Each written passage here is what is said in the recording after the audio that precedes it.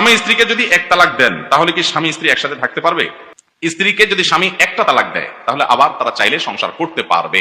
যদি ইদ্যতের মধ্যে থাকে, 3 মাসের মধ্যে থাকে, তাহলে শুধু মুখে বললেই হবে তোমাকে প্রত্যাহার করে নিলাম, বা নিয়ত করে নিলেই হবে যে আমি আমার কথা ফেরত নিলাম। স্বামী স্ত্রীর সাথে বসবাস করা শুরু করলেই প্রত্যাহার হয়ে যাবে।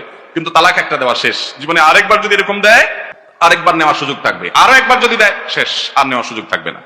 আর যদি এক তালাক দেওয়ার পরে 2, 4, 6 মাস, 8 মাস, 10 মাস, 1 বছর চলে গেছে, তাহলে তো সম্পর্ক শেষ। এখন চাইলে শুধুমাত্র আবার নতুন করে আগ্রহ করলে, বিয়ে পড়লে একসাথে থাকতে পারবে। আমার দেশে মানুষ তালাক দিতে গিয়ে এমন ভাবে তালাক দেয় যে আর নেওয়া যায় না। আপনি যদি এইভাবে তালাক দেন 10 বছর পরে আবার চাইলে সংসার করতে পারবেন। এমন ভাবে তালাক মারে, যারা তালাক দেয় কয়দিন পরপরই মারে, বউরে মারে, ভোর 14 গোষ্ঠী সহ তালাক মারে। এগুলো হলো ছোট লোক, অমানুষ, খারাপ মানুষ। ভালো মানুষ কখনো এইভাবে তালাক দেয় না। এটা নাজায়েজ তালাক।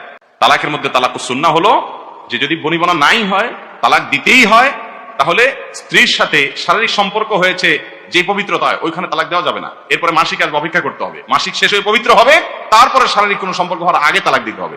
এত সময় কেন শরীয়ত অপেক্ষা করতে বলছে? যাতে করে এটা প্রমাণিত হয় যে আপনার তালাকটা হুট করে হয় নাই, ঠান্ডা মাথায় বুঝে শুনে আপনি তালাক দিয়েছেন, এই জন্য এতগুলো সময় নিয়েছেন। শরীয়ত চায় যে হুটহাট করে যেন সংসারগুলো না ভাঙে। আল্লাহ আমাদেরকে তৌফিক দান।